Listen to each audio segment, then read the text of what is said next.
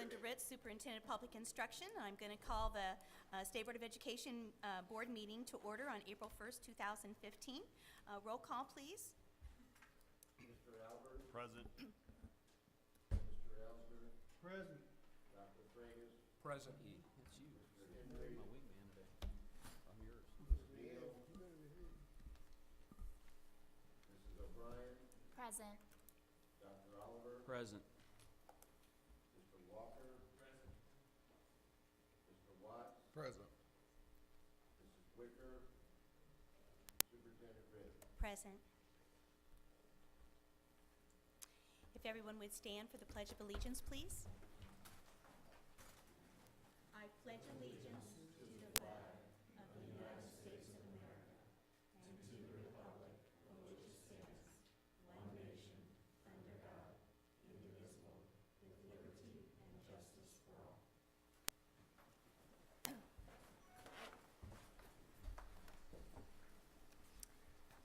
First item is the approval of the agenda. First of all, there are like 3 little changes I would like to make. So the first one is to move the advanced placement report. It was inadvertently put underneath the consent agenda. It really belongs under discussion. It's a report that's just given to the board. I'm going to move that from the consent agenda to the discussion. And then 2 items that I would like to have concurrence to place on the agenda that were inadvertently in the assessment update, but they actually need board action. And so that would be to approve the I-STEP remediation and prevention remediation distribution from assessment update up to action item number H, or letter number H. And then the second one is very similar. It's approval of the GQE remediation grant distribution from the assessment update up to action item I. If I could have 3 other members that would approve those for action today. Okay, thank you. So any other changes to the agenda?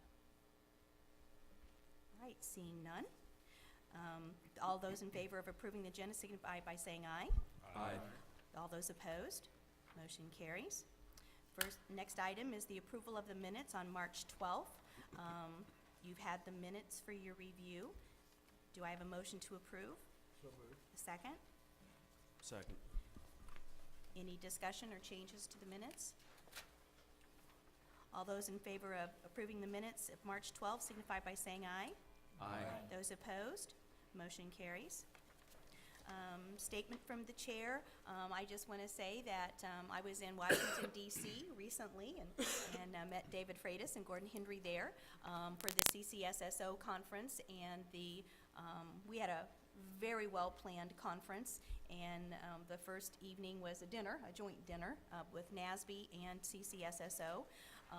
But afterwards, the organization of all the state superintendents in the nation, we got to have great conversation with not only the president, but Secretary Duncan and key legislators in the reauthorization of No Child Left Behind, which is ESEA. We were very appreciative of having a very robust conversation about the reauthorization of that law. Board member comments and reports?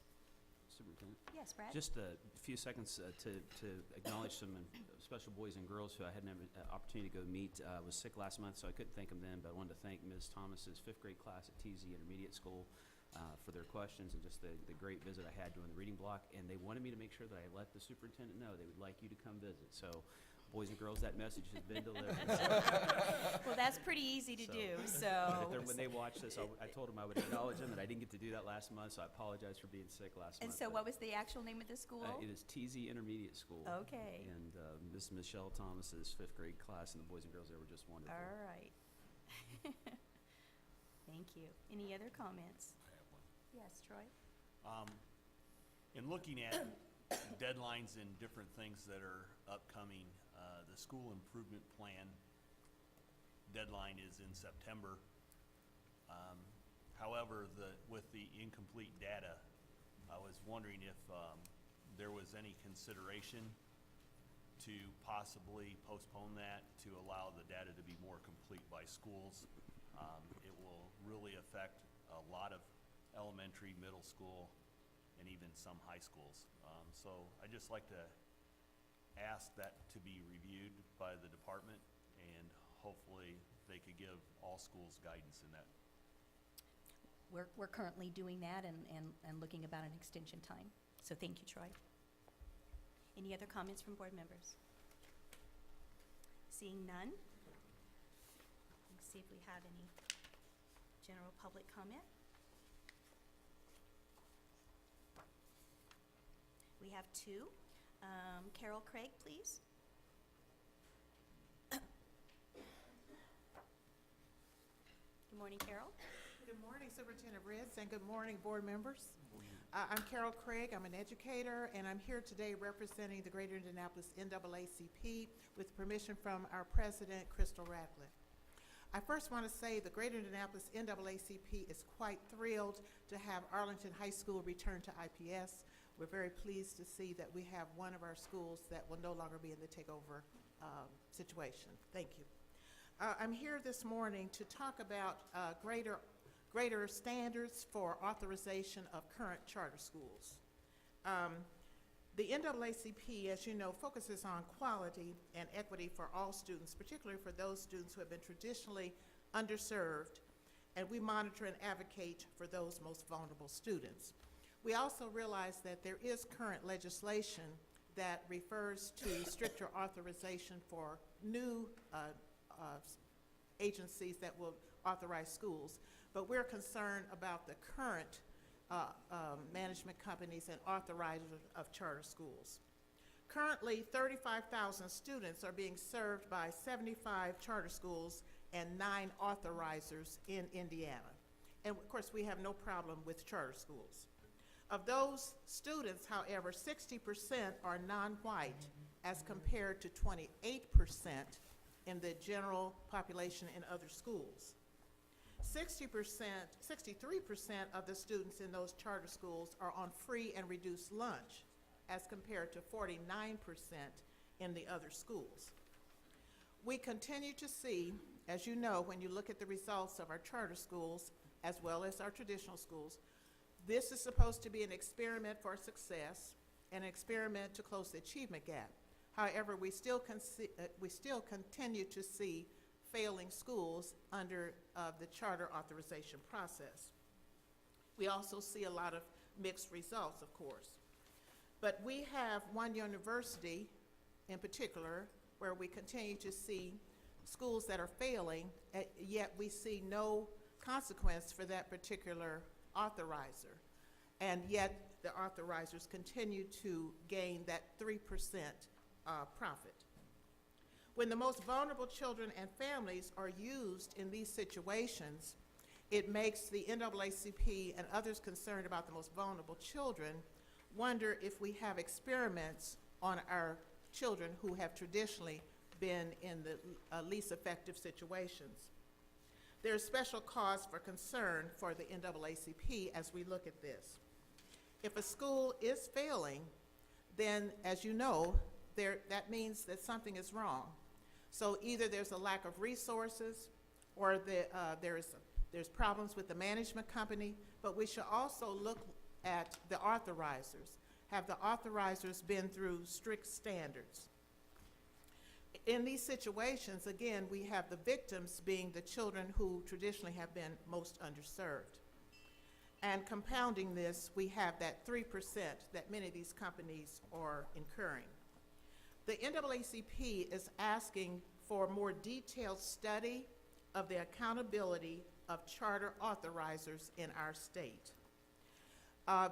In particular, there is one report through the Annenberg Institute where they have recommendations that come under all the categories, under finance, under operations, and under management and school climate. And we ask that you might take a look at that report, and also Diane Ravish has a report also with recommendations. So again, the NAACP, as a part of its resolutions, has no objection to charter schools, and we understand that families need choice. Thank you. So we do ask that you would please consider tighter and stricter accountability standards for these authorizers. Thank you for your time. Thank you, Carol. Thank you. Next speaker, Tom Wheeler.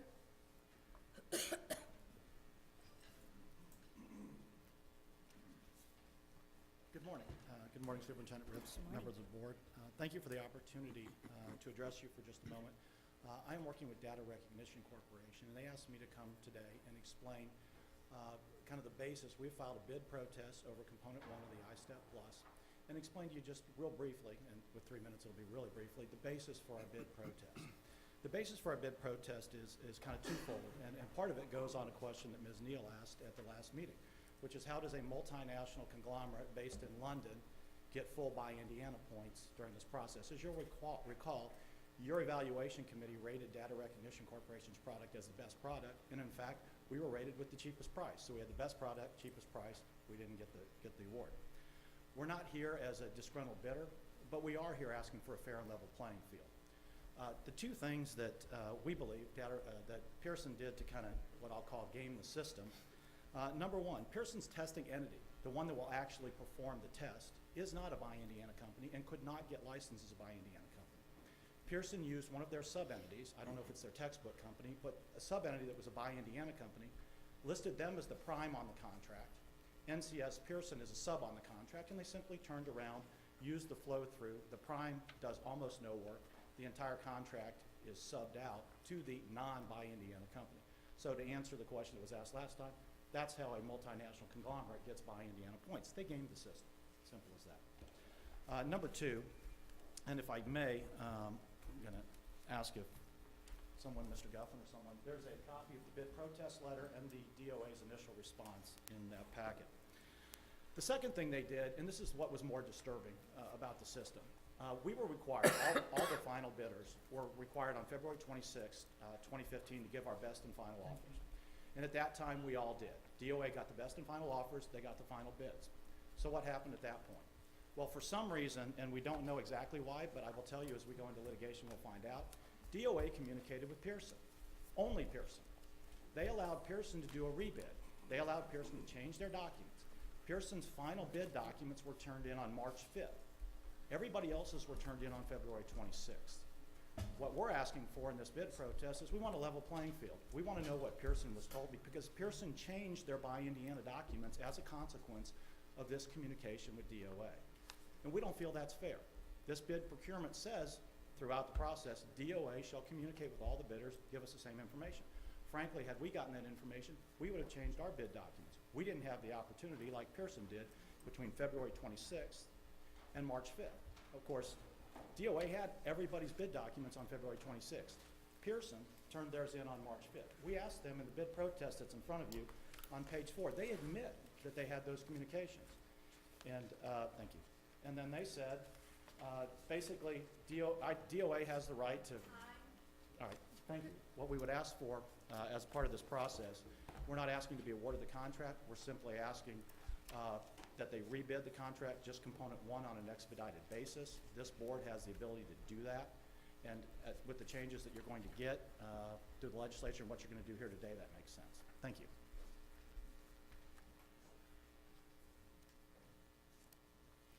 Thank you.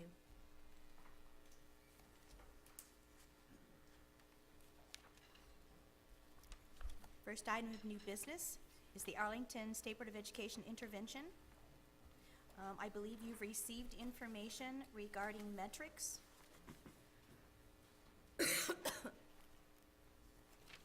And you have also received the draft contract with Mass Insight Education per the board's request.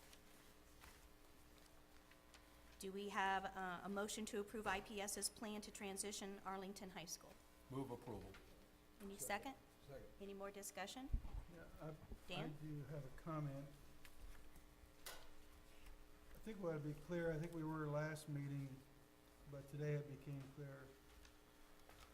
As we look at Arlington, when we intervened in the school because of its chronic performance problems, we thought it was incumbent on us to act. we are still, as a board, responsible for the performance of the school, but we're changing the operator to the district, basically. So we're not, what I would say, washing our hands of this. We took a responsibility to turn the school around. The IPS administration has put forth a plan with accountability for performance. They're confident they can execute on the plan, and I look for them to do it. But I think sometimes there's been a misperception that, well, you know, we were in a couple of years, now we're out. We took responsibility to be turned around.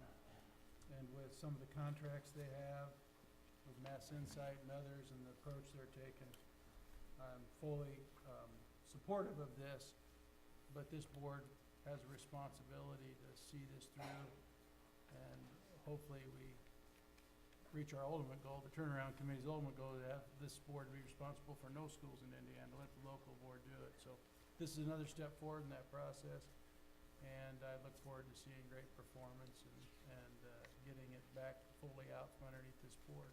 Thank you. Brad? I just want to ask the chair for clarification on the motion, because as I was preparing for today, and I've heard this confusion expressed publicly, I believe that what we were going to be approving today was Arlington's plan, going back to the conversation we had in December where we asked them to give us a plan. But I just heard the motion as we're releasing Arlington from state board turnaround. No, I did not. Okay, I so said, I is just- there a motion to approve IPS's plan to transition Arlington High School? Okay, thank you. I apologize. I just want to make sure I heard that, because that has been the source of a lot of confusion. Obviously, I got confused. I want to make sure I was understanding. So we're just simply approving their plan that they're bringing us, Yes. and we're allowing them to be their own authorizer in the turnaround process. The board continues to retain that relationship. Yeah. Thank you. I just want clarification. I don't Thank think they're an authorizer, but They're not an but- authorizer, but the board is not requiring them to have an external partner. We are accepting their plan in lieu of them. They have an external partner, yeah. they have an external partner. I'll get Yes. it straight. I guess what I'm trying to say is that we're allowing them to approach this differently is all we're doing. Correct. Yeah, right. So my original motion, is there a motion to approve IPS's plan to transition Arlington High School? We had a first, First and a and we had a second. We've had discussion. Oh, Tony? I just want to clarify that this is all subject also to an agreement that's going to be drafted and we'll get to see and approve at some point An agreement for what? for how Mass Insight and Arlington. You have the contract that was sent to you? Oh, okay, I didn't. You have yeah. both? Okay, I didn't Um, see it. So Thank you. both have been sent to you, not only the achievement measures, but the contract from Mass Insight. I No, stated it's that at in the this. front. Well, and I apologize, I didn't see that, but is that a contract that's also the SBOE is party to? No. It's This is just a the contract between the school corporation and the Mass Insight.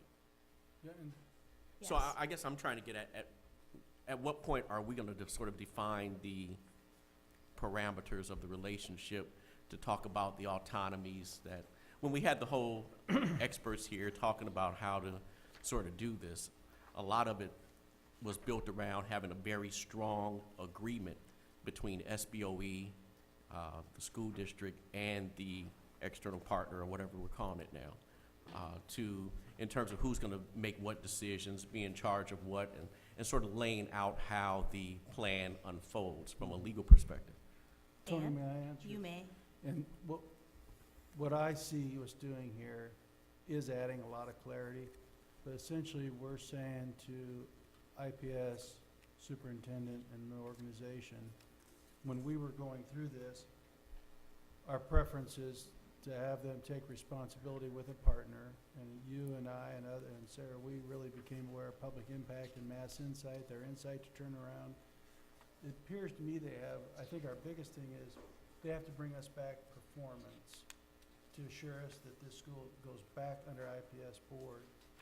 And one way they assure they can achieve the performance, they've outlined the metrics and the role of Mass Insight in helping them get these metrics. So in that sense, I think it's gonna be clear and less muddled. They have responsibility, IPS, to perform with these students. We asked them to have a partner. They've developed a nice contract with clear metrics, in my opinion. I think when you get to look at it, you'll be impressed. So I think it is clear. I think we see a superintendent and administration taking responsibility. They have a clear contract of how they'll get help with this responsibility, and metrics we can all cheer as they hit them, because it'll be good for the students in that neighborhood. So I think we have greater clarity than we've ever had in essence. And if I could just follow up, Brad, and I don't have a problem with that at all. Okay. I just want to recognize that it is a departure from what the recommendation was from public impact, and a departure from what the committee recommendation was that there would be an agreement between the state board, sort of a three-way agreement, as I That's true, saw it. But that's fine. If you're comfortable with it, then Okay, I think we'll be okay. I'm comfortable with that. I'd like to ask a follow-up to, Sure. given what Mr. Elsner has just shared. So do you foresee then at some point, it would be a separate action item of the board at some point in the future where we're comfortable that Arlington is ready to be released from state turnaround? Thank you for the question. I'm You just may. going to go right here. The one of the bottom line is you want the state board to oversee individual schools or school districts or systems in school districts as last resort. And as soon as performance moves, and there's a clear plan that can keep the performance moving the right direction and have a plan to keep it going, I think we ought to get there as fast as we can. Because then it's tied back to a more, it adheres to the principle of subsidiarity, but it also conforms to our moral obligation to make sure children are in schools that work. Absolutely. So it would be as we go through this process, if we see performance, keep moving in the right direction, and that system's working, and we get assurance they have structure, systems, process, organization in place to keep it going, I'll be one to make the motion to get it back there as soon as we can. Okay, thank you. That was the whole, I would say, the bottom line of our study this summer. We put a lot of hours in on it. Thank you. Roll call. Oh, Dan or David? excuse me. Mr. Elsner, what is the reporting mechanism back to the board and on what timeline? Is that an annual report back so we can gauge the progress of this particular school? It's a good question. How often will we get reports on this progress? I'm trying to recall. We, Quarterly? yeah, we have a quarterly process for these schools. So that So should it'd be be the enough. same. So just to reiterate what you said before, the decision to actually return this school back to IPS will be a separate decision from this one. What we're doing today is approving the contract between Mass Insight and IPS, is that correct? And we're saying we have confidence in the management Right. that's at Right. IPS. With their partnership with Mass Insight, they're gonna get this done. And Thank you. we'll monitor it. So to reiterate the motion, is there, we have a motion to approve IPS's plan to transition Arlington High School. Oh, Sarah, sorry. No, I was just gonna follow up on that I think this is all about, as our conversation was throughout the study as well, building the resources within the district so that eventually they can be more proactive in solving some of these problems. And I think that that's the route that we are heading with IPS. Thanks for the conversation. Roll call, please. Mr. Allen, Yes. Mr. Elsner, Aye. Dr. Freitas, Aye. Ms. Neal, Yes. Mr. O'Brien, Yes. Dr. Oliver, Yes. Mr. Walker, Yes. Mr. Watts, Yes. Ms. Wicker, Superintendent Ritter. Yes. Next item on the agenda is the Emma Donnan State Board of Education intervention. You have an amendment to the contract between the IDOE and Charter School USA. So I want to just bring up a couple of things regarding this. So in December, we had a vote taken here that we would extend the contract for 2 years. I want you to understand this is a 5-year contract. And that is being written that way in order to allow IPS and Charter USA to go ahead and do their innovation work for their school later. But I also want to point out that there are no metrics in here for actually, I mean, we're giving a 5-year contract and we've not really set some metrics for how that needs to progress or how we're going to look at that. So I just want to point that out because we've been into the metrics piece here lately. I'm in favor of the amendment, but I have a concern that we've not really done our due diligence perhaps in setting some metrics to be sure that you know, we have a 5-year contract here, which differs from the 2-year that we originally talked about. Brad?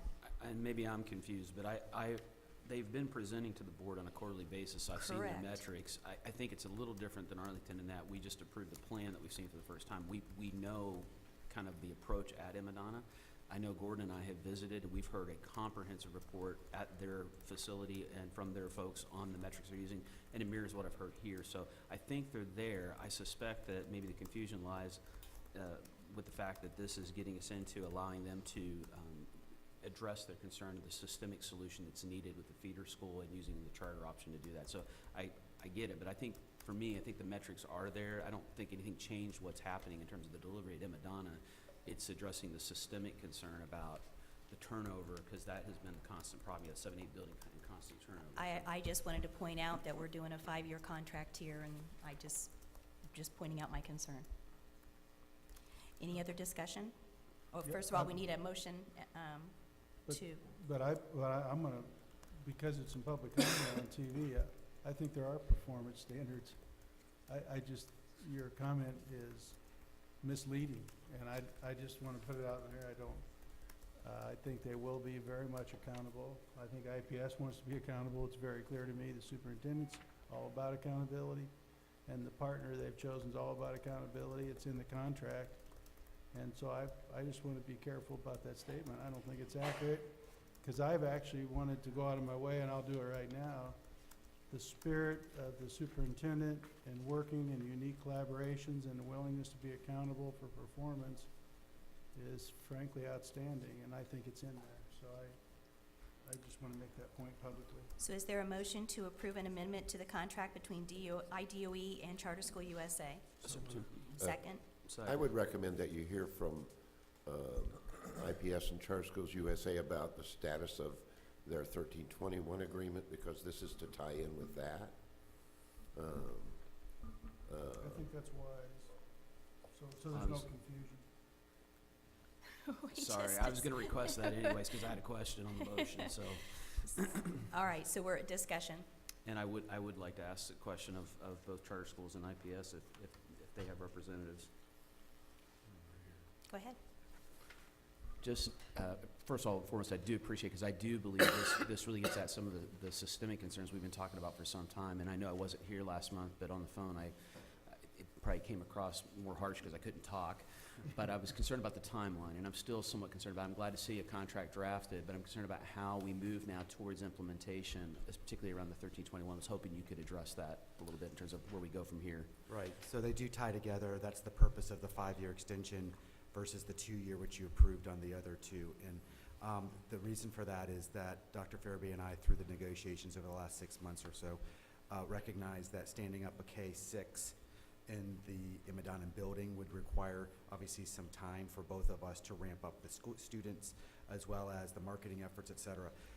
And that reflects actually the original 5-year contract that was the turnaround agreement. So that's just mirroring those, because obviously in that school, for the parents' purposes and for the students' purposes, we want it to be as seamless as possible. Right. Because what you'll actually end up with is a 1321 agreement between us and the school district for K-6, a turnaround for 7-8.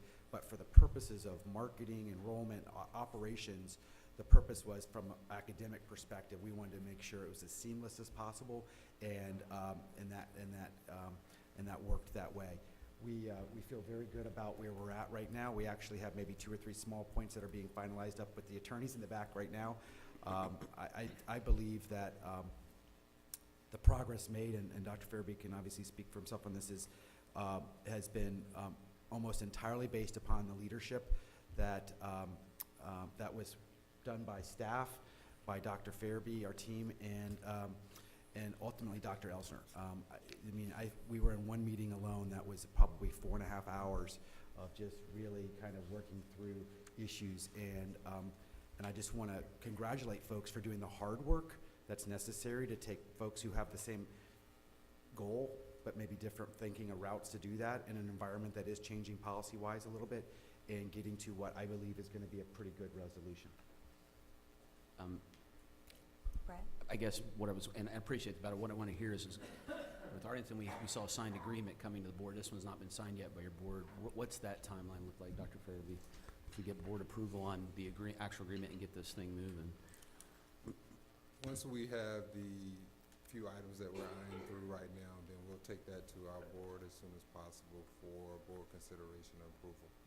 Is it safe to assume that would be in April? Yeah, that, as soon as possible.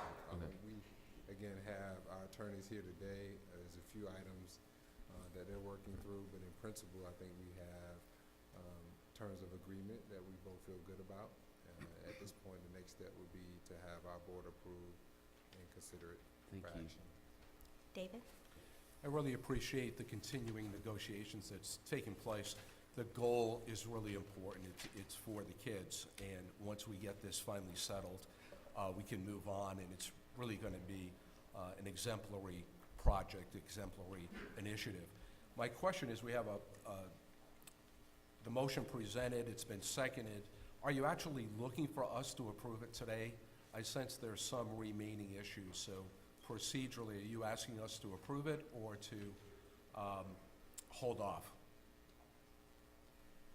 I think there's two different contracts. Right. One contract, the 1321, is between those two.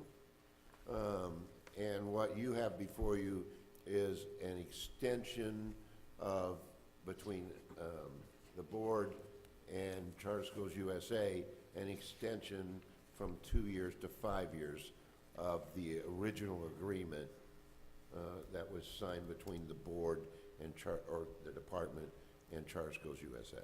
Just a quick correction. We have a resolution regarding Emmett-Donnan Middle School building and the use of it. We don't have a contract. You have two things before you. We just don't have a contract. You had said we had 2 contracts. You have an amendment to Yes. the original contract. Correct? That's the contract that I was Correct. referring That's to. letter B. And then you also have a resolution Correct, which is That's coming letter up. C. that's coming up later, yes. Okay, thank you. Dan? Thank you. I want to point out a couple things here, just so it's crystal clear. Frankly, I was asked to get involved. I took the principles from our study committee. Is it a systemic response? And it is. Instead of saying, well, we can fix a 7-8 school when half your population turns over year over year, is it economically viable? Is there a partnership mentality or is there a conflict? When we first got into takeover business, we had conflict everywhere. We forgot, there were parties involved that should have been worrying about children, their education, and we're worried about who got the chalkboards. Were there chalkboards anymore? Well, anyway, they were arguing about There were something. trophies. Okay, trophies, I get it. Yeah, those are more emotional. Yeah, I don't think we have chalkboards. But anyway, it tells you where I'm from. So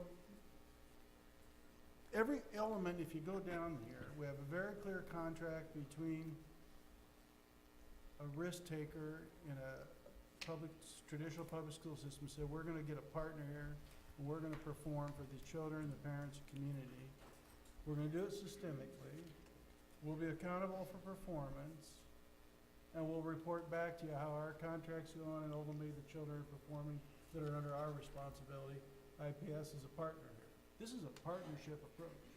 This is exactly where I wanted to be in the beginning, but I think we've learned a lot. And we have a good leadership, risk taker, people that plowed through, kept the right ultimate purpose in front of us. I'd encourage board members to support this wholeheartedly, and I look forward to seeing the progress. I hope we get. If we don't, we'll find out about this model, but I'm confident we will because of the people involved and the spirit which they come to it. And it's systemic. So we have a motion. Oh, more discussion, Tony? Yeah, I just wanted to comment. I co-sign everything Dan just said about 1321. I think this is great. I do have some questions about the contract extension because we just did a 2-year extension. So I'm just wanting a little more clarity on the urgency of why the 5-year. See, now we just did a 2-year extension a couple months ago, it seems. And also I want to be clear as to what the position of IPS is on the contract extension. Is IPS supportive of the contract extension? For 5 years. So, I want to be clear, because we've talked about several contracts, the K-6 innovation agreement Is between you. at Madonna is an agreement between Charter Schools USA and IPS. Right. And is not related to discussions today in terms of State Board of Education oversight.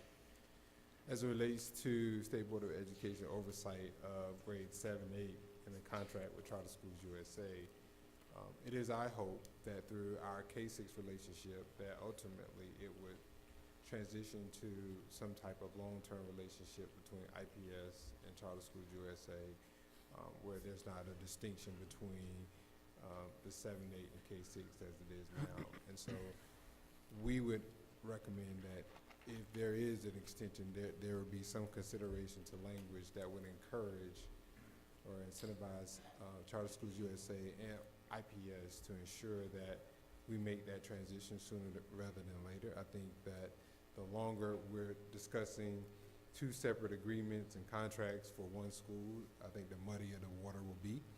And so if there's some consideration to having that language be a part of this agreement, and I think it is a part of our innovation agreement that it'll be a good faith effort to ensure that there is a long-term partnership at Madonna K-8 that, with all due respect, doesn't involve State Board of Education oversight and We'd be innovation. pleased. No, we're And cool with I that. think the resolution probably addresses the board's sentiment regarding that. Well, Superintendent Farabee, just before you leave, let me just try a better question. Is IPS objecting to a contract extension at this point? I don't believe it's our role to weigh in on the contract because we're not. It's your you know, school. Yeah, we're not It's still your supervising the school. contract at this point. Again, Okay. I think that it would be best that whatever's agreed upon, it reflects the intent of the transition of the school to IPS in partnership with Charter Schools USA. I think a long-term agreement for 5 years that does not reflect that intent leads us down the path that we're not trying to accomplish right now. Thank you. Does that help? Is that clear? Yeah, I'm feeling you. And And I just had a question to Charter School USA about the Okay. urgency of doing the 5-year, seeing how we just did the 2-year. Well, again, I want to maybe for a second put on a policy hat, which kind of has been the background of a lot of what's happened to the date with the state board, is that we're not opposed as well for the vision that he has. It's probably our vision.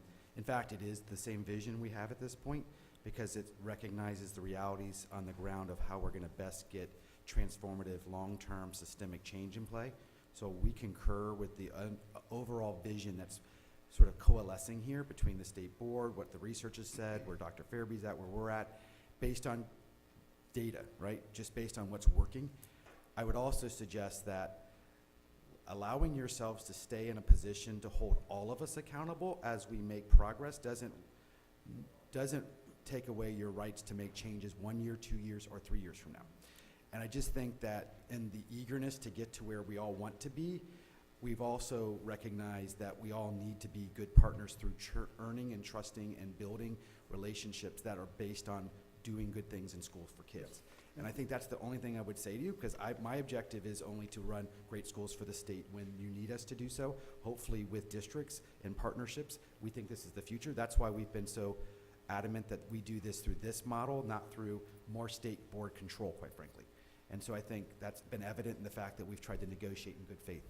So I only say that because it's not the goal, whether it's 5 or 1 or 2, it's to have consistency within the school's operation for the purposes of the public, for the teachers, for the parents, for all the people that we're ultimately serving here, to do that in a way that sends a message that we're in long-term to ensure these schools are high-performing, but that doesn't mean you can't change how and when you do that. And I think we're all showing that, and we just need to kind of trust each other a little bit here to do that together and give regular reports together and earn that opportunity as educators, as professional educators, to sort of begin to bring this out of state control.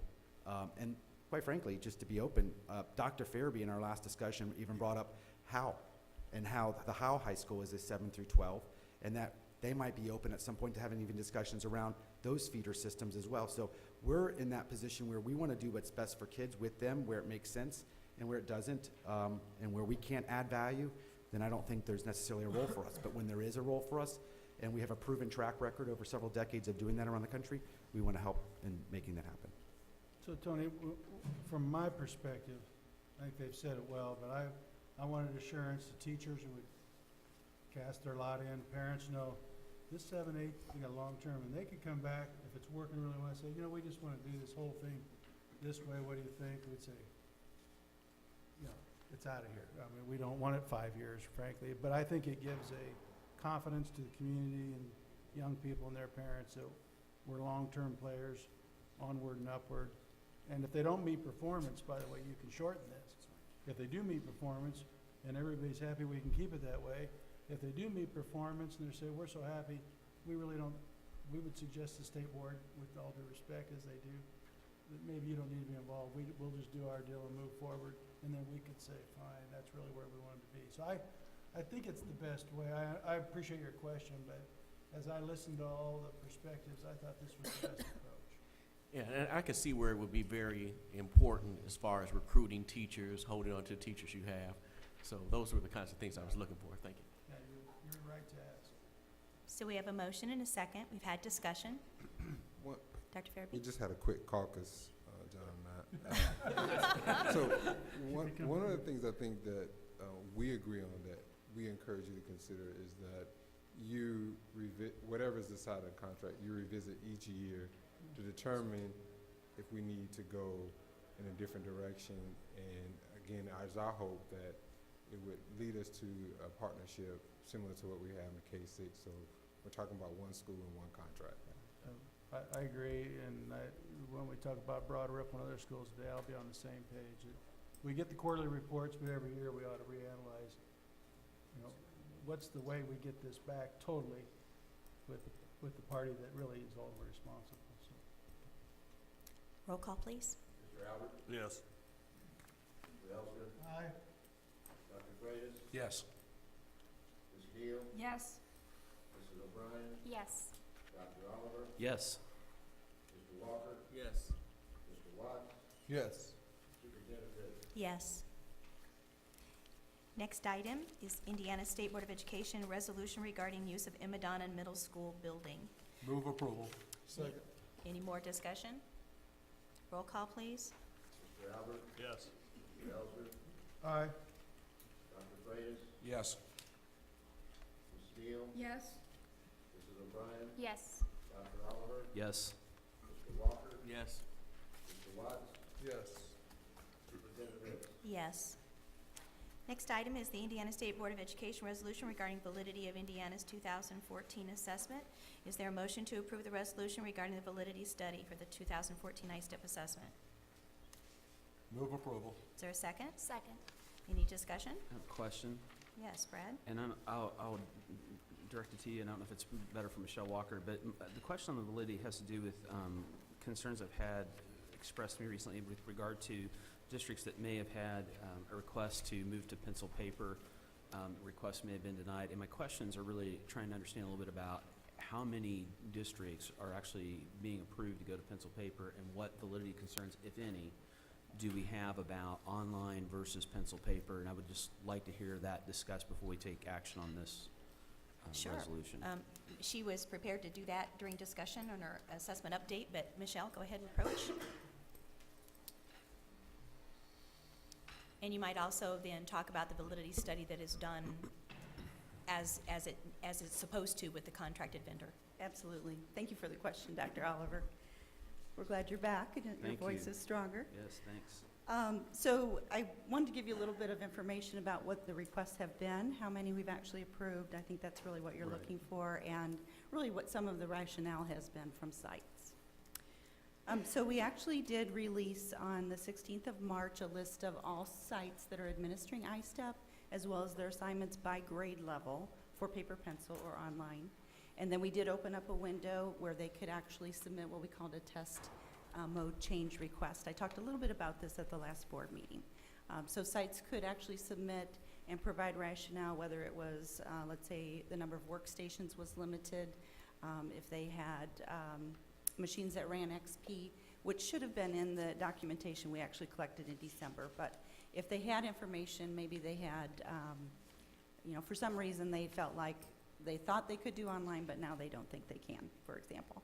But there was a place for them to indicate the reason and then to provide additional information. Of those, we actually had 450 sites out of the 1,840 submit a request to change, and actually 58 of those were to change from paper pencil to online. So we actually did approve all of those. Again, one thing we look at is the number of workstations they have, what their bandwidth is, all the details that really lead to successful implementation of the online testing. We had 88 sites that we actually approved from online to paper pencil. And then 293 sites were actually denied for 4 different reasons, which I think really gets at your question, Dr. Oliver. So if they didn't have enough workstations, we actually worked with them, and this is kind of also tied to if they thought they didn't have enough time in their schedule. So workstations and schedule are very similar, and actually, thanks to the board approval of additional days, we actually developed a variety of different sample schedules, and we worked with the sites to help them understand ways that they could actually administer, or if they could only administer online to certain grade levels, and then we approved paper pencil for the remaining grade levels. We did have 21 corporations that asked for paper pencil without rationale, other than lack of confidence in the system, for example. And so those we actually did not approve to move to paper pencil. Some of you were actually on the board. I went back and checked on this last week. In 2012, the State Board of Education actually voted to require online testing for sites, as long as they had the connectivity and the actual equipment to be able to run the online testing. Our contracts call for the majority of the tests to be actually given online, or we would have to actually pay for the paper pencil tests. So for the 21 corporations, we actually sent an email in response to all of the requests, whether we approved those or denied them. For any that we actually denied for online to paper, we included directions for them on what they should do next. And we indicated that they should use the practice test as an opportunity to do what we call a local readiness assessment in terms of their system locally as well as our vendor system, and to see if they did have any concerns in the next, actually within the next, let's say, 5 to 7 business days. And so we gave them directions on how to do that actual readiness assessment of the system, and that if they had any problems whatsoever, how to actually report that, and we would either resolve those or order paper pencil documents for them. So we did provide directions for them, and they're going through that process right now. Just Yes, go ahead, Just to Brad. follow up on the question, if I'm in one of those districts and our stress tests did not go well and we were denied the move to pencil paper, can you speak to why I shouldn't be concerned about validity? Mm-hmm. Yeah, and make sure some people call the stress test the practice test, which it's not. Right. So Right. tell the difference between Sure. and what was supposed to happen in the stress test. Will do.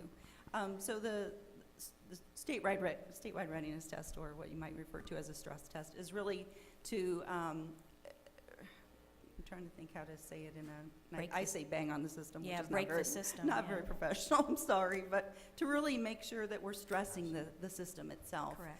And that was something we actually did, you might remember, in January, because we wanted to move to the cloud, so we did it early. And then we did it again in February.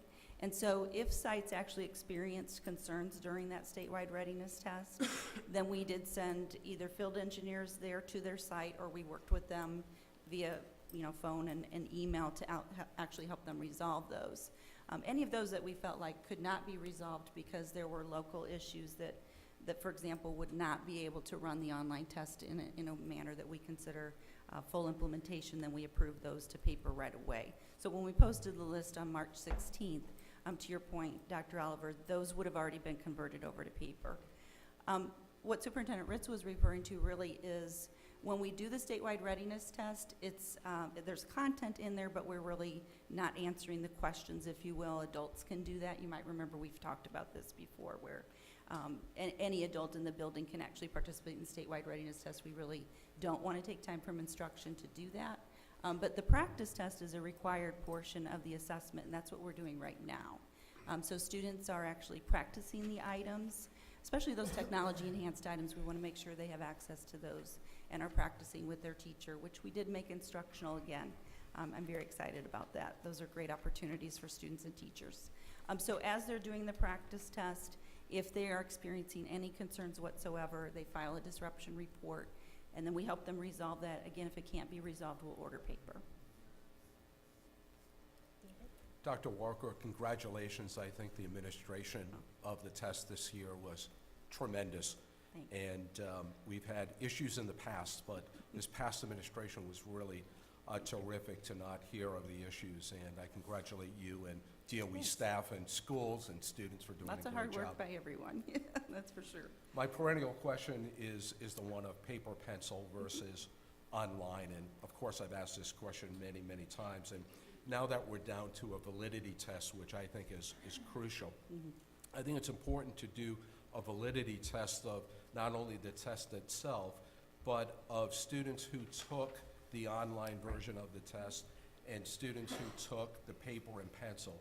Two separate validity tests. I think that's really critical. We want to give our students the best opportunity to do well on these tests. And my intuition tells me there is a distinction between paper and pencil and online, beyond the obvious. Right. There may be some statistical significance, and I think we need to drill down and disaggregate that data so that as we move forward to be transparent and fair to students and teachers, that we really look at that. And so my initial question is, are you going to do a validity test on online separately from the paper and pencil? And I always appreciate your questions about validity and reliability because those are absolutely critical to any assessment. One of the questions that I think Ms. Wicker had last month was, could we actually add to the timeline, so I've distributed that to you now, the validity studies, and those actually appear in the late fall piece.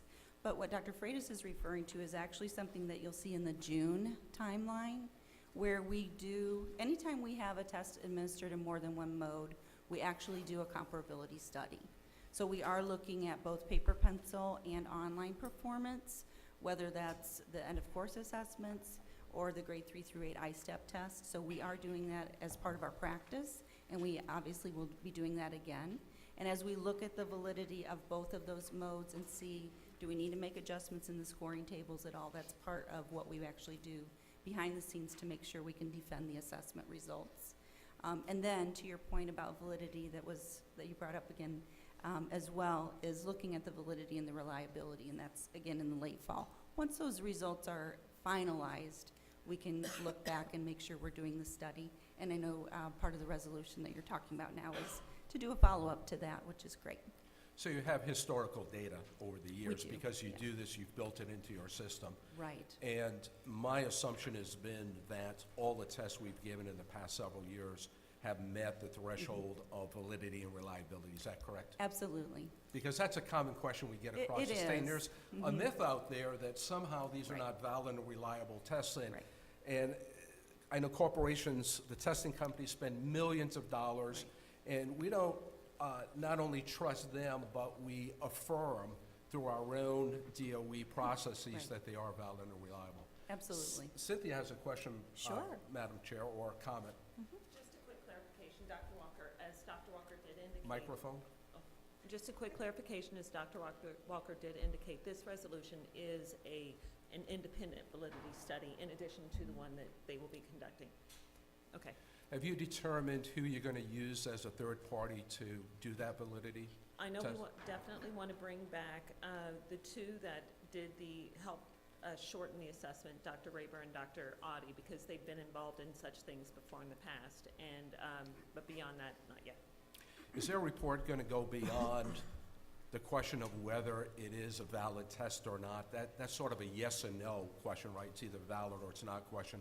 Are they going to provide some additional detail about the validity, why it is valid, and some challenges or things we should look for Yes. in new assessment systems? Yes, most definitely, and we will be sure to include, as your question regarding the online and the paper, as part of this study also. Yeah, I really appreciate the work you do, Dr. Walker, and to have an external person look at it too is really critical. That's the essential question we need to answer to the public, where we're spending millions of dollars.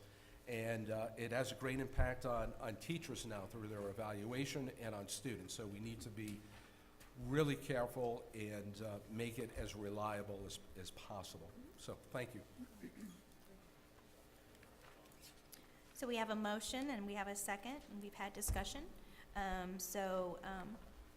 Roll call. Mr. Albert? Yes. Mr. Elder? Aye. Dr. Fraser? Yes. Ms. Neal? Yes. Mrs. O'Brien? Yes. Dr. Oliver? Yes. Mr. Walker? Yes. Mr. Watts? Yes. Superintendent Ritz? Yes. The next item on the agenda is the Indiana State Board of Education resolution regarding Indiana's 2015-16 assessment. And Sarah, I believe this is your resolution. It is.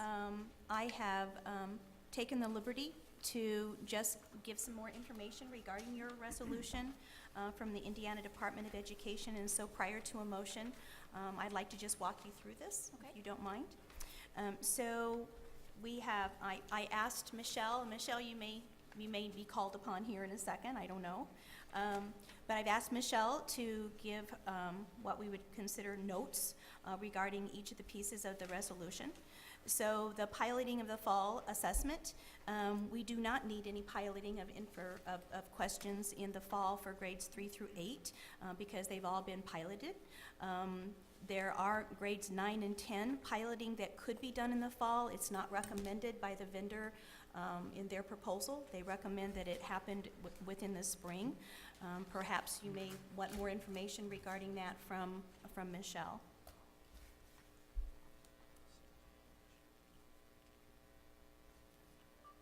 Yeah, Michelle? Yeah, I don't know. Yeah, the vendor, if you want to speak more to the vendor. Sure.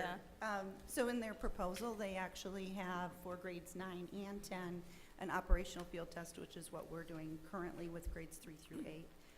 Could we actually pilot some items in the fall? I think we could. We'd be on a fast track to get those ready, but just want to make you aware that their proposal that was actually received the award, we are under a protest period right now, but that did include piloting in the spring of 16. So it was more of an informational piece. Number 2, item on the resolution, I assume you all have your copy of the resolution, because I'm good. Maybe since, I apologize for interrupting. Sure. Since Cynthia was helping with the research and foundation of the resolution itself, it would be helpful to have her Oh, come up as most well definitely. to- I didn't know she wanted to speak to number 1. Thank you. To your point, yes, we have piloted, we are in the process of piloting items for the grades 3 through 8 assessment. However, until the results from those items come back, we do not know if we have enough items for next year. We already know that we've lost at least one because it was a part of the practice test. And if we lose something comparable to that, we're in trouble. So I'm hesitant to say that we have enough items for next year until those results are back, because pilot items we lose items through pilot, we just do. Michelle, did you want to say something? I would say that we have plenty of extra items, but one thing I would like for the board to consider is, as we realign the items that are in our item pool from our previous assessments that Indiana owns, we could pilot those, for example, and look at those at the different grade levels. So that would be maybe something that the board would like to do. Because I think we want to use those items for the future. Brad? I think the guidance on that should be, the reason you pilot in the fall is to reduce the length of the test in the spring. And I would hope whatever we do today on all these decisions, as we go through each of the parts of these resolutions, and I appreciate both the public comments of Sarah and the superintendent, probably somewhere in between the two ideas, there is a definite pathway forward, but I would hope our goal today would be, how do you shorten this thing? Absolutely. Only assess where we need to Right. assess. I think we're all on the same page I think we there. share. We all share that. We all share this, and it's been We all frustrating to me, and share I know that. Andrew wrote an editorial recently on the fact the federal government keeps mandating these annual tests. I don't want to get into the weeds on that, but other than to say, I think the message is clear right now in Indiana. How do you shorten this thing, keep it to what we know we have to do, and how do we control the cost? And I think another important point too is that we would move back to matrix sampling, which is something we've always done for piloting, except for this spring, which was a very unusual year in many ways. But certainly not having every student take every item. So we would move back to our past practice. Thanks. If I may also, I think my intent with number 1 was not saying that there would automatically be pilot testing in the fall, but that when it is required for additional items, then it would occur in the fall. if that makes sense. And I guess we're just commenting that we should have some flexibility and maybe bring it forth back to you, that it may be, so that you know what it looks like in the spring, or you know what it looks like, because we haven't worked with the vendor yet. So to just declare it now, perhaps may or may not be the best item, the best way to go. So number 2, we concur with both items in number 2, the longitudinal data and item alignment from item pool and previous test. Number 3, test specifications and blueprint by August 1, 2015. We currently already do that and post the blueprint. Create summative assessments with the fewest items necessary for accountability. We concur, but there is a caveat. We do have to align. We have to measure the full range of our standards. So we need to keep that in mind, that we are not allowed to just do some of them. We have to have the full range of our measure. Provide a combined ELA score. We concur. That matches current practice and what we're going to be doing. Number 6, broke this out into 2 parts because there were 2 parts mentioned in here, 2 different concepts.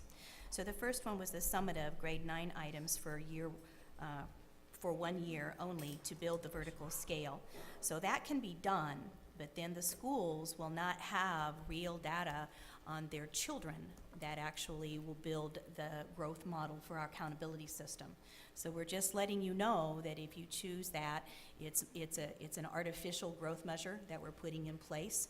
They have an artificial improvement measure now, but we won't have student scores at grade 9 to actually build that growth.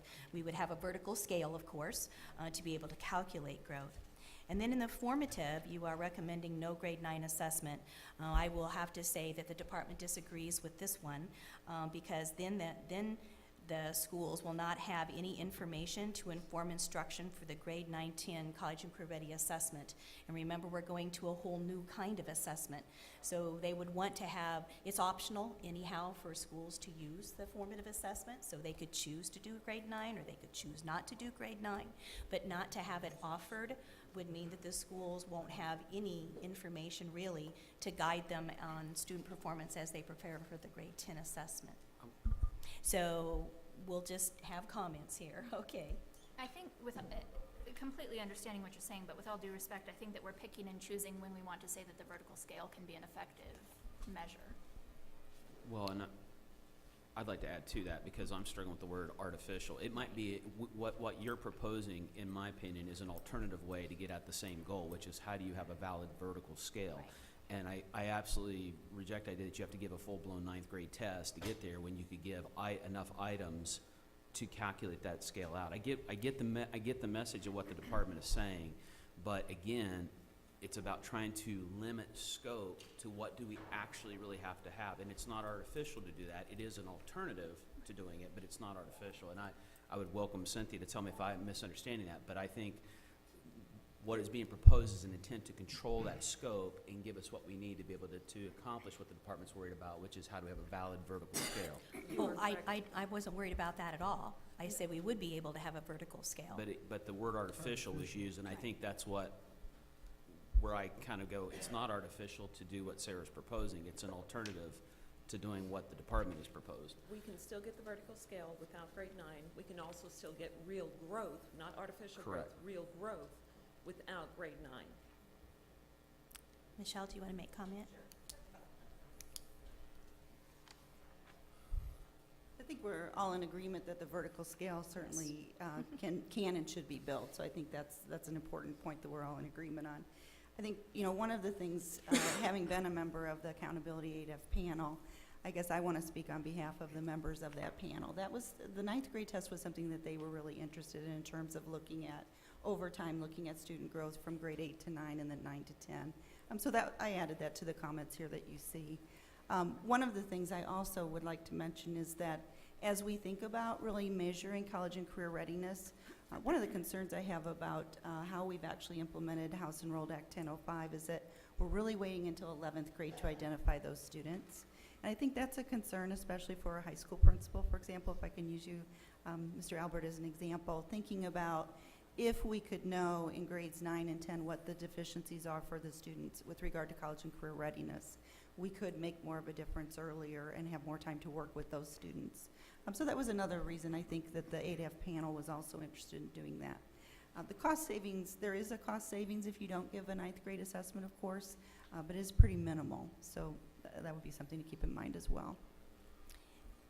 So you can see that the department did not disagree with the summative grade 9, not having the grade 9 test. It can be done.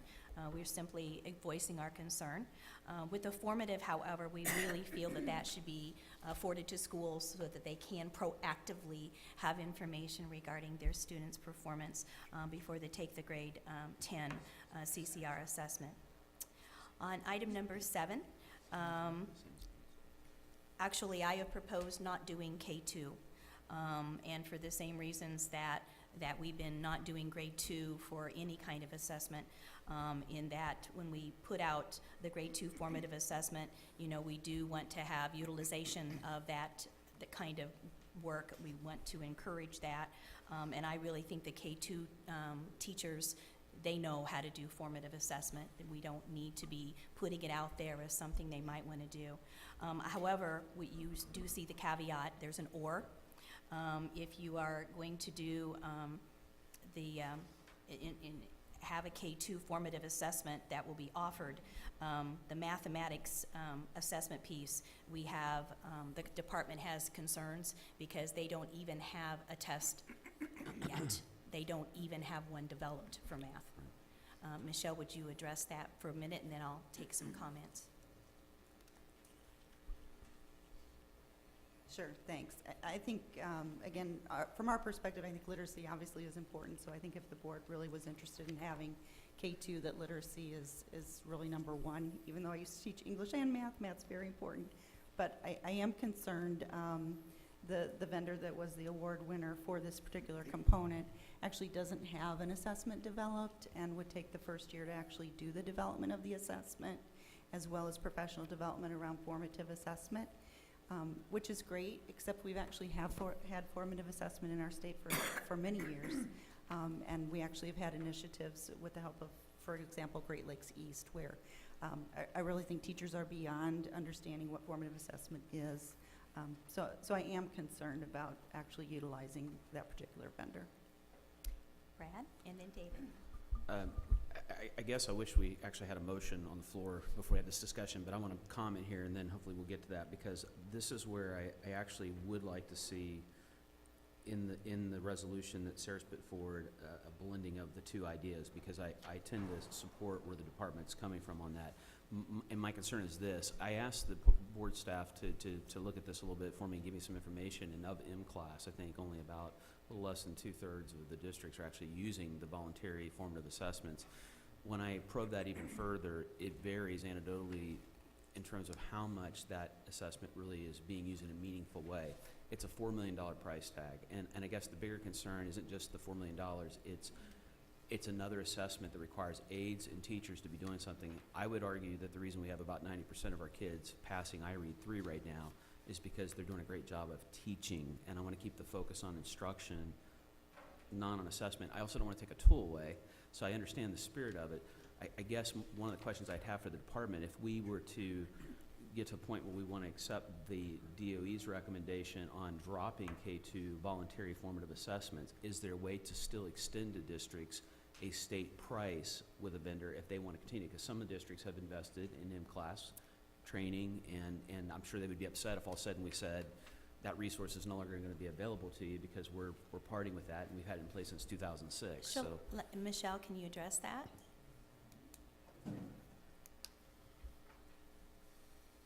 It's always my goal to spend more time at the microphone each month than I did the We're working you out, previous. Dr. Walker. That's right, it's part of my exercise program. That's okay, that's okay. So back to Dr. Oliver's point about use, we have, currently we do have 627 schools utilizing the M-class suite of products and services with regard to the use of the data. So we have about a little over 136,000 students using that. I think everyone probably is in agreement that doing something with students in K2 formatively is extremely important for teachers. Whether that's through a formal tool that's provided by the board and the Department of Education or through another avenue. But I do think use of that data is really where the rubber meets the road and really trying to inform the instruction. And would you agree, because I guess I'm looking for confirmation of this too, as you would know this, that almost every elementary school is going to have some kind of formative assessment apart from class. So if we chose not to do Right. this, it's not like we're taking a tool away and leaving them with nothing. I think that's a good point. I think M-Class is obviously an excellent tool, Sure. and we've seen extremely great results as we follow these students actually to become I-STEP takers and looked at their student achievement. So we do have data that supports the effectiveness of the program. However, I think every reading series probably includes, and I haven't looked at them all, but it's my understanding that most, if not all, reading series do include those tools for the teacher to really evaluate whether or not students are learning, especially those developmental skills with regard to reading. So I think, to your point, and I think to Superintendent Ritz's point, there are other ways of measuring that and addressing those learning needs. Addressing the needs is really important. How local schools do it is maybe up to them. Number 8, it's been recommended in the resolution that grade 10 formative assessment not include social studies. You will see one item in red. The Department of Education strongly recommends that a 3 through 10 ELA and math formative only, that we not do science and we not do social studies. When we spend $23 million on science and social studies, that's not really going to be measured, but you would want people to use it if you're going to spend $23 million as a state to actually have it out there. But we do see the strong value in having a good 3 through 10 ELA and math option for students with the new college and career ready standards and assessments coming to them that will inform their work. So I would ask the board to consider really just having ELA and math only for the formative assessments as well. And then number 9, it says grade 11 assessment to meet requirement of HEA 1005 only. It is our hope at the department that once we get our grade 10 assessment in place, we will not need an additional test at grade 11. Shame on us, actually, if we can't build a grade 10 test that tells us where students perform and what they need to have remediation in. So we hope that at some point we will not need AccuPlacer. And then number 10, shorten the grade 3 and 4 assessments as per the experts' recommendations. We absolutely concur, but keep in mind we do have to measure the full range of standards. And then number 11 is actually concerning to us, and we disagree. First of all, we presume that it's referring to the Algebra 1 assessment. It says students below grade 9 who have passed Algebra 1 have met graduation requirement for mathematics. This board took a vote already and I think it was in February, to not have Algebra 1 assessment. It was optional for anybody below grade 9. So number 1, we've not even offered that to all of the schools to be able to bank those scores. And in addition, graduation exam for students below grade 9 will be taking the new grade 10 assessment. We currently, and maybe the board knows or doesn't know, that you can take the algebra exam even below grade 8. You could have taken it in grade 5. And are we wanting to say, hey, when they get to grade 10, they don't need to show college and career readiness? I'm not sure that's where the board wants to be. So this last piece presents a huge policy issue and things to the field that we already took action on. Am I correct in understanding, though, that we are only required under NCLB to show CCR mastery up through grade 8? Grade 10. And grade 10, But- yes. but we can- it's once within a grade span, and we choose grade 10. Right, okay, so going to grade 10 then, but if we already have a grade 10 qualifying exam in Algebra 1, can you speak that? Because I'm trying to, again, how do we keep this thing shortened? Okay, I guess I think of it sort of akin to, say, last year, if you had an 8th grade student take Algebra 1 for their grad exam, but they were in 8th grade, so they still needed to take the 8th grade test for accountability, okay?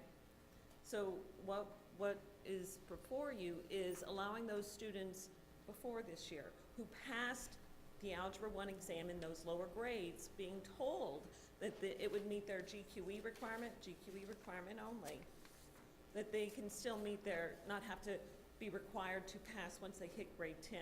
On the other hand, they still have to take the grade 10 test because that's their accountability exam.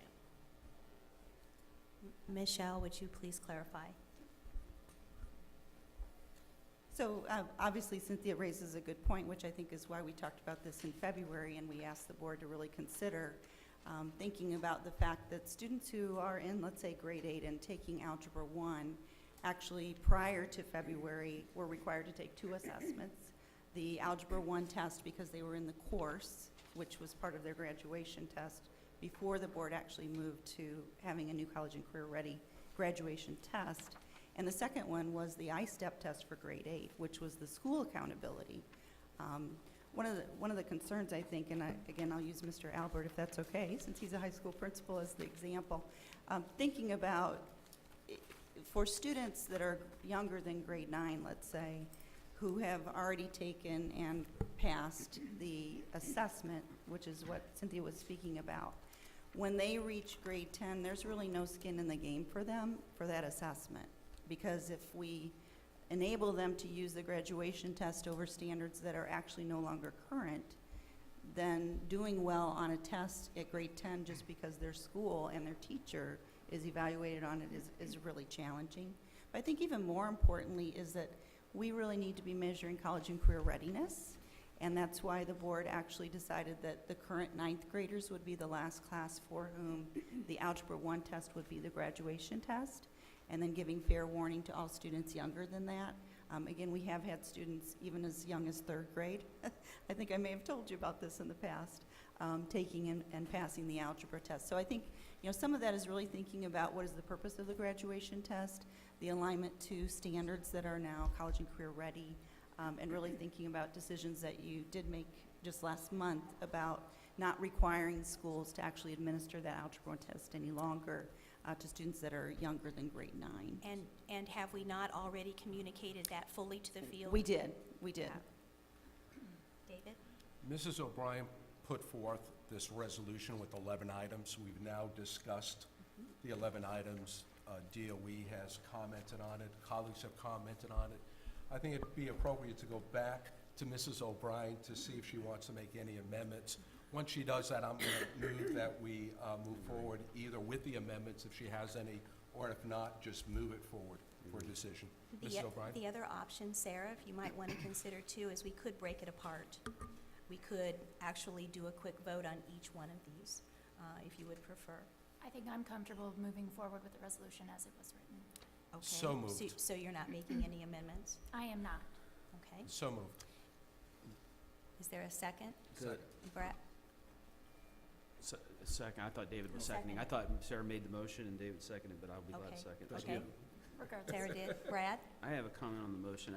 Again, I want to go back to item 7 just for a second, and I guess my question is would there be any, since this is actually providing a resolution to give parameters on the contract negotiation, to amend the wording on 7 in such a way that leaves open the possibility that if, I'm still wanting to, rather than the state say, we're going to commit $4 million in resources to provide a K-2 voluntary formative assessment, knowing there are formative assessments, and some districts are not even using the ones we're offering right now. The only thing I would like to see is given direction with regard to number 7 is ask the state in the conversation to direct the vendor, to work with the vendor to try and provide a state price to the local districts who want to continue to pursue that for whatever reason, because there are a number of districts that are not using it right now, and they're already paying out of pocket for a voluntary form of assessment. If our IRE data was, for some reason, indicating there was major concerns, I'd probably feel differently about this. Right. But given what we're seeing with proficiency at grade 3, I'm inclined to say, let's let districts do what they're doing and not add yet another assessment or do anything that would indicate or signal from the state board another assessment. With that, I'm comfortable with everything else, but I don't know if you'd be open to some language there just to adjust that, or I'm certainly open to the language. I think it's important for us to be clear that this is not something that the state board is endorsing as something that schools should be doing, but rather providing resources to Correct. schools that might not be able to afford to do it independently. So that's my, my rationale for having it within there.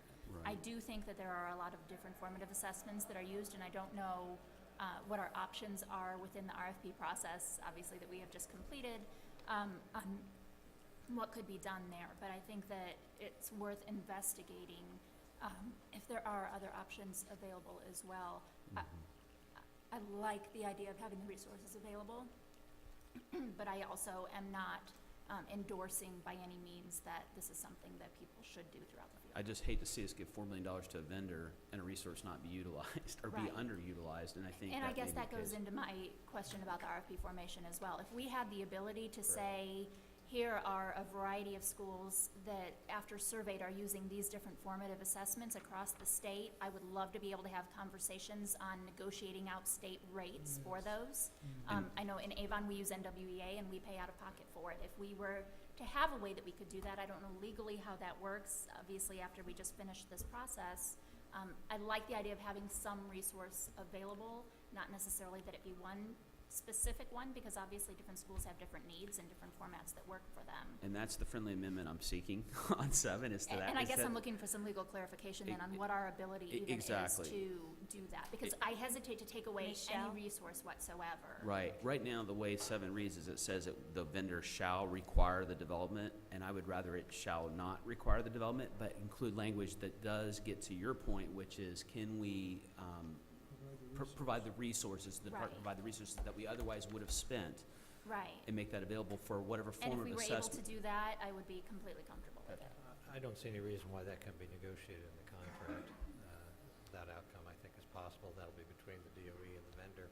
Is But- it possible, it's not that all of these contracts have to be negotiated at the same day either. Would it be possible to have that particular caveat postponed pending investigation of how much we would be able to do there, what would be able to be offered, and then we could always bring that back? We've already That's- had the RFP process, we already have a vendor awarded.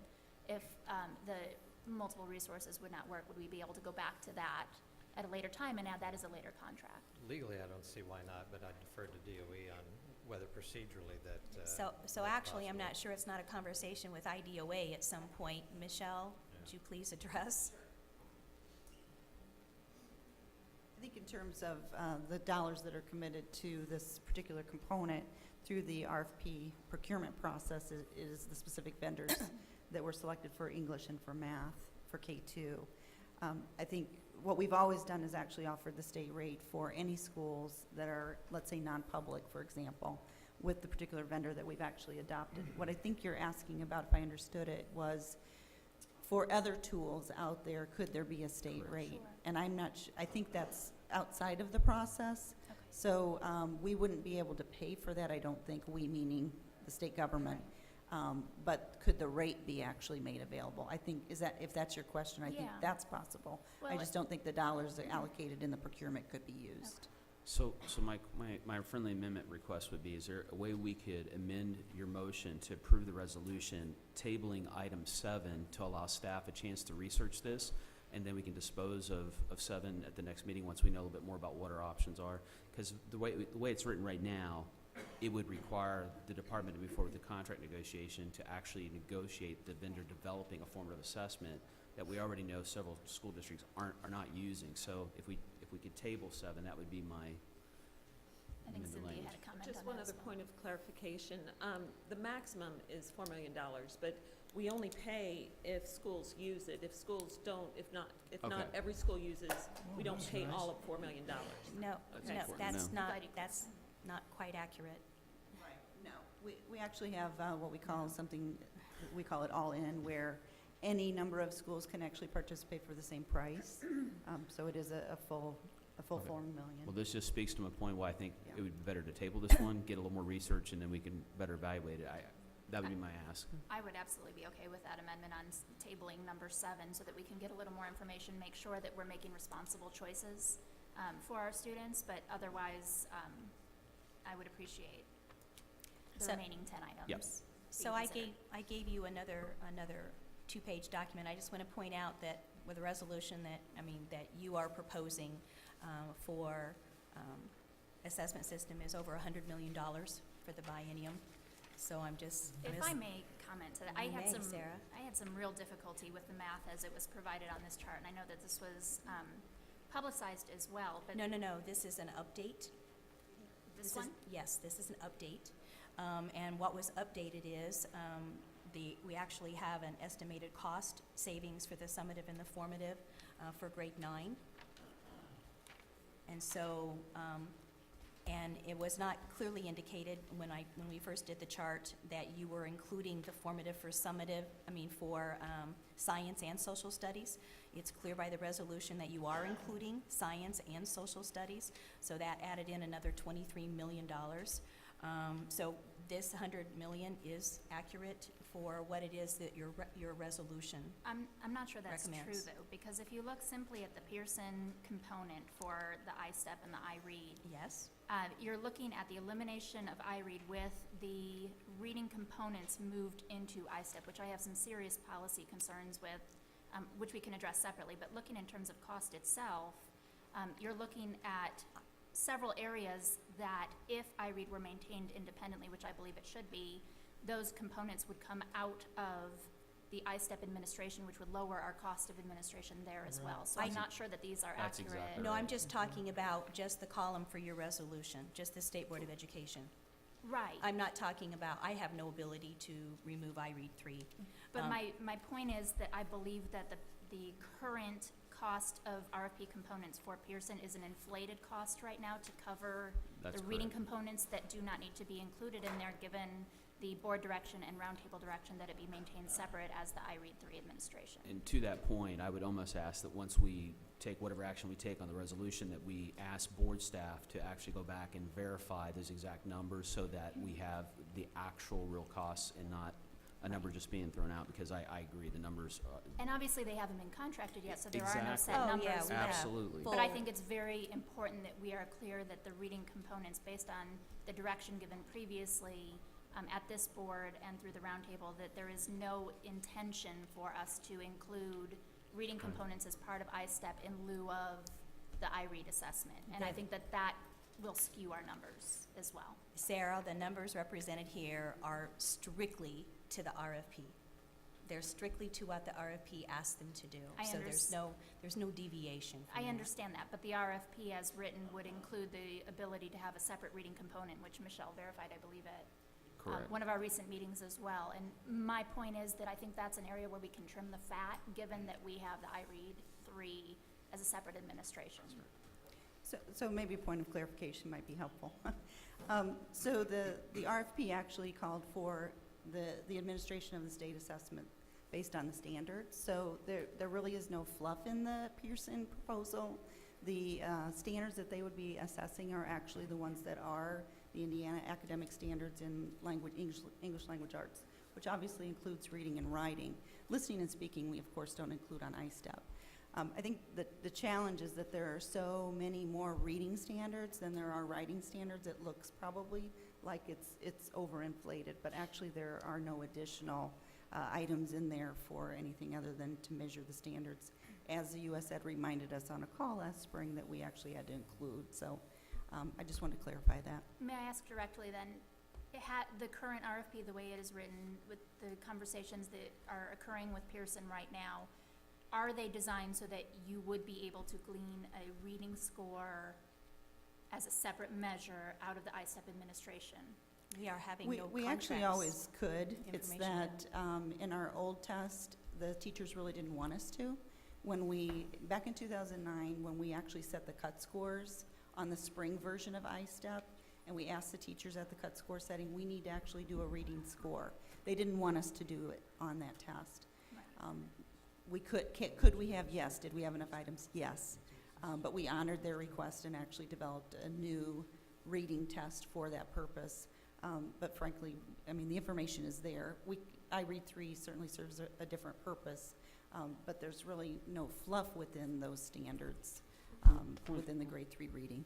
And I think part of that confusion then is the I'll fact get you, that Andrea. the department's recommendation is to completely eliminate iRead 3 and simply use the iStep. And I think that's what causes me some concern. I have no ability to do that. Yeah, I was gonna say, Which is why I was we're not concerned really that it was- proposing Because that. I was presenting before the Appropriations Committee, Right. and yes, I would like to see reading captured as a reporting information to teachers and parents and students. And I really do feel that we could then not have I Read 3 if reading data is captured. But I think for I've not differed in my opinion on that. For part of the concern that we had when we first went down the route with I Read 3 was that there was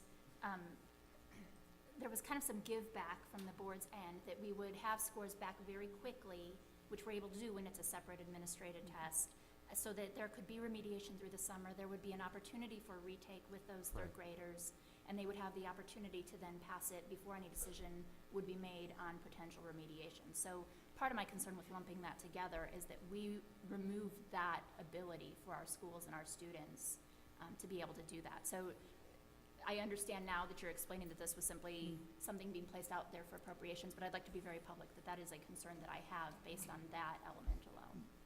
How much money are we talking Andrea? about there? Andrea's had her hand up All a over long the- time. Frankly, I've not been able to concentrate on any of this discussion because I'm still in a state of high angst over what we heard this morning from Mr. Wheeler. I would favor postponing all discussion of moving any assessment forward until, one, the appeals process is over, until questions are answered about whether the procurement process complied with Indiana law, and give the legislature time to weigh in. I understand that Senate Bill 566 is stalled in the House, but I think it still points to a solution that will lead to a more cost-effective and equally, perhaps more reliable test of Indiana standards. I think that we're talking about details of a contract that has been questioned. And what we heard this morning was not only disturbing, but potentially damning to the process. So I'm going to vote no on anything that has to do with moving a 2015-16 I-STEP assessment forward in any way. Can I speak that real quick? ahead. But we're not moving a contract. The board is simply trying to provide direction to the department, get out ahead of this curve, because whether we did anything on this resolution or not, Andrea, I am pretty certain that even as bid protests go on, we heard last month from DOA that the conversations with vendors can begin. And I think it's important for the board to weigh in and give direction on what is the will of the board. We authorize the test by statute. I think the resolution is seeking to say we want to control the scope and the cost. I commend Sarah for stepping forward and saying, here's a beginning point to look at. I still like to get back to the motion and see if there's an amendment, because I heard you say you'd be willing to move it. I haven't heard if David's willing to support that amendment. But I'd like to get back to talking about the actual motion, because I feel like we've gotten off into the weeds about vendor negotiations are best left for other settings. The motion before us is to approve the resolution, Tabling 7. tabling 7, because she accepted that. And we've had a second to that. I think. Are you a second to that, David? Yes, I'm just, Okay. and I'm now you the wanna second, I have a speak? comment. And now you want to speak? That we need to remember the primary objective of the assessment system is to provide good data back to schools, to students, to parents, to our communities. And I understand being cost efficient, but that's not our primary goal. And so when we get into an argument over who can do it for the least amount of money, I get really concerned. Because yes, it's a balance between having a really good assessment system and the money. But for me, what comes first is having a great assessment system that does what we need it to do. And so I think we need to understand the dynamics, and it's not a fixed cost at this point, right? We have dueling numbers. And I'd like to move beyond dueling numbers and just say what's best for kids. And we don't have the Mercedes assessment system here. We're still maybe in the Ford or Chevy assessment system. So we're not looking at a high-priced assessment system that's out of hand or overreaching into schools. So I'm very comfortable with what Sarah has presented with the amount of money that is there. If it's less than what was proposed previously or more, it's still within the same ballpark. So I think we need to communicate that to our legislators, because sometimes I hear our legislators looking for the least cost. And there is a great price that we pay at some point once we get below a certain threshold. And frankly, I don't want price to drive our decision. And so I think we need to remember that, and I support Sarah's motion with 7 tabled as was recommended. May I speak? Yes, Dan? Thank you. I want to, this relates directly to the resolution, but I also want to do some correction here. And having served a while and been involved in K-12 education my whole adult life, any enterprise of import will want to know how they're doing. We've had a lot of testimony the last few months, primarily because the test came back so ridiculously long, and thankfully there was interjection of leadership, we got it shortened, and things are moving forward. But I would say, if you have an $11 to $12 billion enterprise, which K-12 schools are, and you spend on an annual basis about less than 0.5% to know where our students are on essential skills that we should be teaching. These aren't skills from outer space that suddenly someone just wants to assess for fun and giggles. We actually want to know our students, and I know the White House and Arnie Duncan are with us on this, people of all political stripes. They want to know where their children are, and they deserve to know on these essential skills. And so the fact, you can bring out this big number and go out on the, do the political deal and say, by golly, this is a waste of your money. Hey, this isn't a waste of your money. A great educator, every parent and every student deserves and needs to know where they're at so we can do a better job with our students. And if a school system that spends $11, $12 billion in total doesn't know where their students are in a comprehensive way, it's dereliction of duty. This is not an unreasonable cost. This is an investment. And it's an investment in a professional educator's need made for the purpose of knowing where our students are in essential skills. I'm appreciative of Sarah's work on this and leadership, but I just general thing that we're spending too much money to know where our children are essential skills is incorrect. Leaders of organizations need to know the outcomes and how we can improve them. And this is an essential element. It's an investment and it's reasonable. Andrea? I just want to weigh in. I'm not aware of anyone on this board or in the legislature who thinks we should not be giving standardized assessments to our students so we can have meaningful data that compares them to each other, to national peers and to international peers. If anyone objects to that, I'd like them to come forward. But I repeat, I think serious concerns have been raised about the process of procurement this morning. I want to wait to hear answers to the questions that were raised by Mr. Wheeler. And I agree completely with the spirit of Sarah's resolution. We can get all the great data we need with shorter testing, spend fewer hours teaching to that test, and but I think we need to delay discussion of this process. Roll call, please. Sorry, Tony. Excuse me. Okay. I just want to say I wholeheartedly agree with what David said. I don't think cost should be a primary factor in developing an assessment. We want to get the best assessment. And I mean, the cost, it could be more, it could be less, but the focus should be on getting the best possible assessment. With regards to the resolution, however, I can't support 6, 8, and 11. Thanks. Superintendent Retz, can I make a comment or ask a question? You may. I think one of the things that the department would need to understand is for number 11, how low do you actually want us to go in terms of students who, if they take and pass the Algebra 1 test, that counts for graduation? I got a comment on number 11 okay. that I'd really like to share as from the perspective. The guidance has been given that it was totally optional. That's right. And so that it is a total disadvantage at this point to put that back on the table. My school elected to use that data as an inference to selection process of future courses.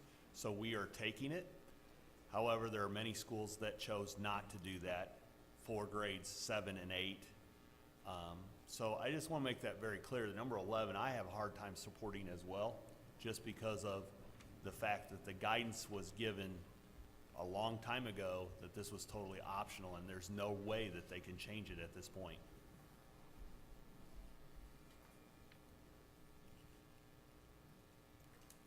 Sarah, are you willing to delete number 11 in your resolution?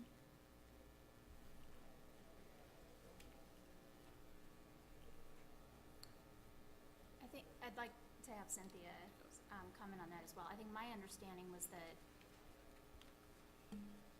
it's not that it's required, but that they may meet the requirements. So, It's just the fact that it's not gonna be available to all Indiana under ninth grade students. I guess, with all due respect, I understand your position. It's more, my concern is with those students prior to this year who had passed already. And then they were suddenly told, nope, sorry, your GQE, yeah, we told you it was gonna count, but now it doesn't. That, my concern is with those students I still have prior one to of, this. I still have one of those too, as well. so can the language be adjusted here to better reflect? Sure.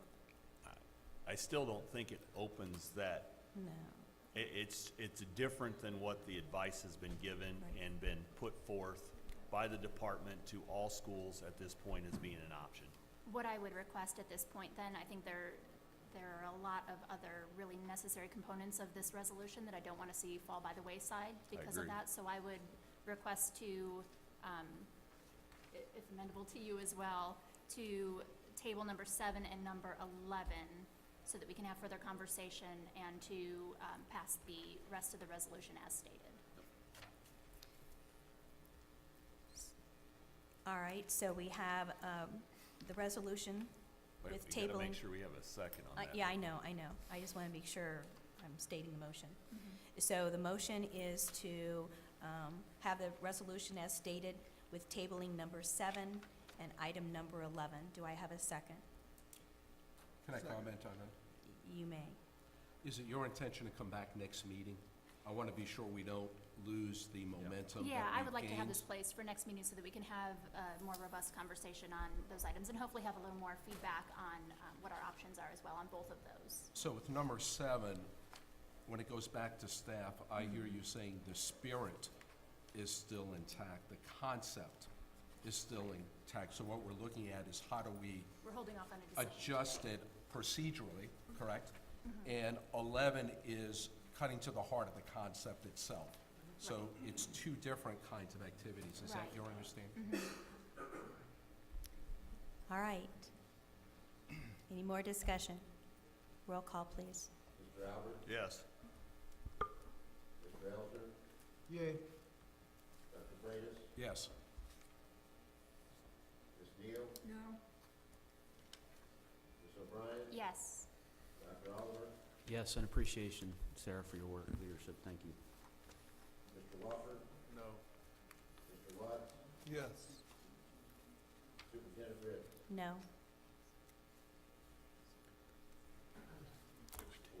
6 to 4? 6 to 3. We are going to recess for 15 minutes. We'll resume at 11 o'clock.